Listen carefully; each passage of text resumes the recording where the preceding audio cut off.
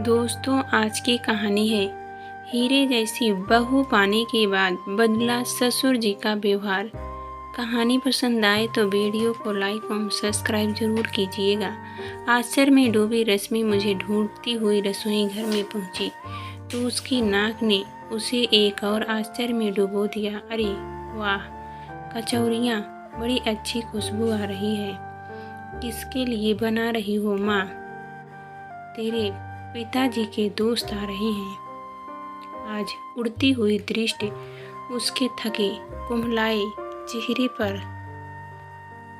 डाल मैं फिर चकले पर झुक गई। कौन से दोस्त? हाथ की किताबें बर्तनों की अलमारी पर रखते हुए उसने पूछा। कोई पुराने साथी हैं, कॉलेज के, मुंबई में रहते हैं। आजकल जितनी उत्सुकता से उनके प्रश्न आ रहे हैं, मैं उतनी ही सहजता से और संक्षेप में उत्तर दिए जा रही थी। डर रही थी झूठ बोलते कहीं पकड़ी न जाऊं। गर्मा गर्म कचौरी का टुकड़ा तोड़कर मुंह में ठूंसते हुए उसने एक और तीर छोड़ा। इतनी बढ़िया कचौरियाँ आपने हमारे लिए तो कभी नहीं बनाई। उसका फूला हुआ मुंह और उसके साथ उल्हाना। मैं हंसती। लगता है तेरे कॉलेज की कैंटीन में आज तेरे लिए कुछ नहीं बचा, तभी कचौरियों में ज़्यादा स्वाद आ रहा है, वरना वही हाथ में और वहीं कचौरियाँ। अच्छा, तो पिताजी के यहाँ दोस्त कितने दिन ठहरेंगे हमारे यहाँ?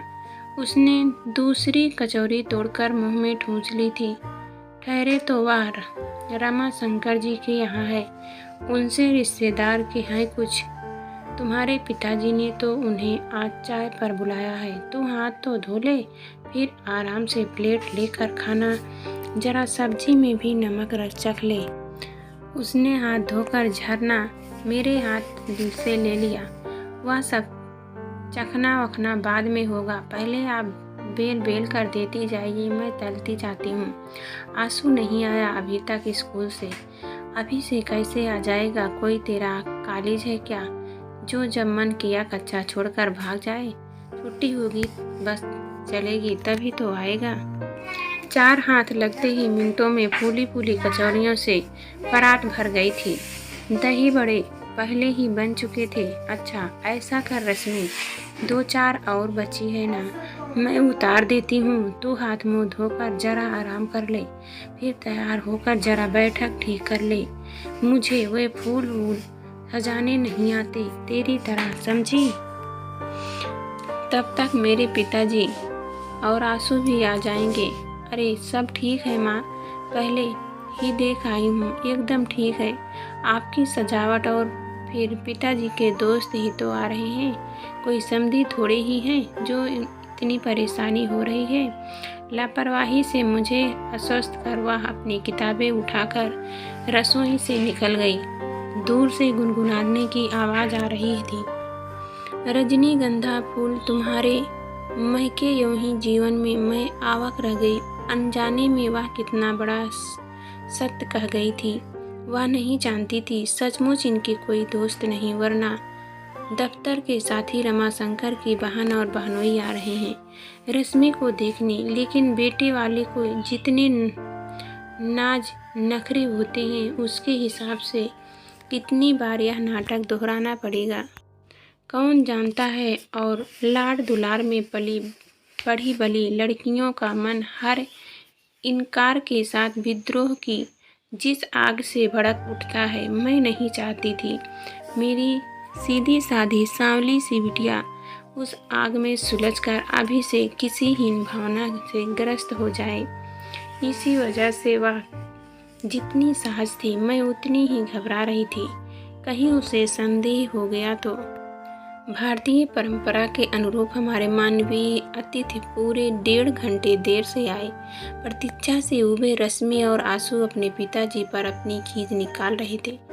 रमाशंकर चाचा जी ने जरूर आपका अप्रैल फूल बनाया है। आप हैं भी तो भोले बाबा, कोई भी आपको आसानी से बुद्धू बना लेता है। नहीं बेटा, रमाशंकर जी अकेले होते तो ऐसा संभव था, क्योंकि वह अक्सर ऐसी हरकतें किया करते हैं। पर उनके साथ जो मेहमान आ रहे हैं ना, वो ऐसा नहीं करेंगे। नए शहर में पहली बार आए हैं, इसलिए घूमने घामने में देर हो गई होगी। पर वे आएंगे ज़रूर, मान लीजिए। पिताजी, वे लोग ना आए तो इतनी सारी खाने पीने की चीज़ों का क्या होगा? रश्मि को मिठाई और मेहनत से बनाई कचौरियों की चिंता सता रही थी। अरे बेटा, होना क्या है, इसी बहाने हम तुम बैठकर खाएंगे और रमा शंकर जी और अपने दोस्त को दुआ देंगे। बच्चे को आश्वस्त कर इन्होंने खिड़की का पर्दा सरकाकर बाहर झांका तो एकदम हड़बड़ा गए। अरे रमा शंकर जी की गाड़ी तो खड़ी है बाहर, लगता है आ गए हैं वे लोग। माफ़ कीजिए राज किशोरी जी, आप लोगों को इतनी देर प्रतीक्षा करनी पड़ी। वह अपनी बहन की ओर कंघियों से देख मुस्कुरा रहे थे। हाँ तो मिलिए मेरी बहन नालनी जी और इनके पति नरेश जी से, और यह इनके सुपुत्र अनुपम तथा अनुराग, और नालनी बहन यह है राज किशोरी जी और इनका हम दो, हमारे दो वाला छोटा सा परिवार रश्मि बिटिया और इनके युवराज आशीष। रमा शंकर जी, हमारे बच्चे को यह गलतफहमी होने लगी थी कि कहीं आप भूले तो नहीं गए। आज का कार्यक्रम सबको बिठाकर यह बैठते हुए बोले। रमा शंकर जी ने गोल गोल आंख मटकाते हुए आंसू की तरफ देखा। वाह मेरे प्यारे बच्चों, ऐसी शानदार पार्टी भी कोई भूलने की चीज़ होती है भला। अरे आंसू बेटा, दरवाज़ा बंद कर लो, कहीं ऐसा ना हो कि इतनी अच्छी महक से बहक कर कोई राह चलता अपना घर भूलकर इधर ही घुस आए। अपनी चिरपरिचित हास्य मिश्रित अभिनय के साथ जिस नाटकीय अदा से रमा शंकर जी ने ये शब्द कहे, उससे पूरा कमरा ठहाकों से गूंज गया। प्रतीक्षा से बोझिल वातावरण एकाएक हल्का हो गया था। बातचीत आरंभ होती हुई तो इतनी सहज और अनौपचारिक ढंग से कि देखते देखते औपचारिक और दूरियां की दीवारें ढह गई। रमा शंकर जी का परिवार जितना सभ्य और सुशिक्षित था, उनके बहन बहनोई का परिवार उतना ही सुसंस्कृत और शालीन लगा। चाय पीकर नालनी जी ने पास रखी अटैची खोलकर सामान मेज पर सजा दिया। मिठाई के डिब्बे, साड़ी का पैकेट, सिंदूर रखने की छोटी सी चांदी की डिबिया।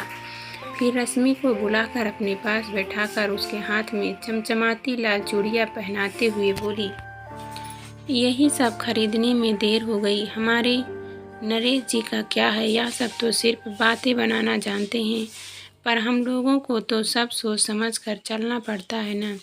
पहली बार अपनी बहू को देखने आ रही थी तो क्या खाली हाथ झुलाती हुई आती चली आई? बहू, मैंने सहसा चौंक कर खाने के कमरे में झांका तो देखती ही रह गई। रश्मि के गले में सोने की चैन पहनाते हुए वह कह रही थी, लो बेटी, यह साड़ी पहन लो, आओ तो देखे तुम पर कैसी लगती है, तुम्हारे ससुर जी की पसंद है। रश्मि के हाथों में झिलमिलाती हुई चूड़ियाँ, माथे पर लाल बिंदी, गले में सोने की चैन, यह सब क्या हो रहा है? हम स्वप्न देख रहे हैं अथवा सिनेमा का कोई वास्तविक दृश्य? घोर अचरज में डूबी रश्मि भी अलग परेशान लग रही थी। उसे तो यह भी नहीं मालूम था कि उसे कोई देखने आ रहा है। हाथ की प्लेट जहाँ की तहाँ धर में सामने आकर खड़ी हो गई। क्षमा कीजिए नानी जी, हमें भाई साहब ने इतना ही कहा था कि आप लोग रश्मि को देखने आएंगे, पर आपका निर्णय क्या होगा उसका तो जरा भी आभास नहीं था। सो हमने कोई तैयारी भी नहीं की, तो इसमें इतना परेशान होने की क्या बात है? सरला बहन, बेटी तो आपकी ही है ही, अब हमने बेटा को आपको दे दिया, जी भर के खातिर कर लीजिएगा। शादी के मौके पर उनका चेहरा खुशी के मारे दमक रहा था। अरे आ गई रश्मि बिटिया, लो रमा शंकर देख लो, साड़ी पहनकर कैसी लगती है तुम्हारी बहू रानी। हम क्या बताएंगे दीदी, आप और जीजा जी बताइए, हमारी पसंद कैसी लगी आपको? हमने हीरा छांट कर रख दिया है आपके सामने। अरे भाई अनुपम, ऐसे गुमसुम से क्यों बैठे हो तुम? वह जेब में अंगूठी क्या वापस ले जाने के इरादे से लाई हो? रमा शंकर जी चाके तो अनुपम झेप गया। हमारी अंगूठी के अनुपात से काफी दुबली पतली है यार। खैर कोई बात नहीं, अपने घर आएगी तो अपने जैसा बना लेंगे हम इसे भी। नालनी हंसी, पर मैं अपना आश्चर्य और अविश्वास अब भी नियंत्रित नहीं कर पा रही थी। वो नालनी जी, ऐसा है कि आजकल लड़के वाले बीसियों लड़कियां देखते हैं और इनकार कर देते हैं। और आप, हाँ सरला बहन, बड़े दुख की बात है कि संसार में सबसे महान संस्कृति और सभ्यता का दम भरने वाला हमारा देश आज बहुत नीचे गिर गया है। लोग बातें बहुत बड़ी बड़ी करते हैं, आश्चर्य ऊंचे ऊंचे बघारते हैं, पर अचरज ठीक उसके विपरीत करते हैं। लेकिन हमारे घर में यह सब किसी को पसंद नहीं, लड़का हो या लड़की, अपने बच्चे सबको एक समान प्यार होते हैं। किसी का अपमान अथवा तिरस्कार करने का किसी को भी अधिकार नहीं है। हमारे अनुभव ने पहले ही कर दिया था, माँ जो कुछ करना हो पहले ही कर लेना। लड़की के घर जाकर मैं उसे अब स्वीकार नहीं कर सकूंगा। इसलिए हम रमाशंकर और भाभी से सब पूछताछ करके ही मुंबई से आए थे कि एक बार में ही सब औपचारिकताएं पूरी कर जाएंगी। और हमारी भाभी ने रस्मी बिटिया की इतनी तारीफ की थी कि हमने और लड़की वालों के समस्त आग्रह और निमंत्रण स्वीकार कर दिए। घर घर जाकर लड़कियों की नुमाइश करना कितना अपमानजनक लगता है। छी! उन्होंने रश्मि को स्नेह से निहार कर हौले से उसकी पीठ थपथपाई। बेटी का बहुत चाव था, हमें सो मिल गई। अब हमें दो दो माओं को संभालना पड़ेगा एक साथ, समझी बिटिया रानी। हर्ष तिरेक से वाह खिली खिली जा रही थी।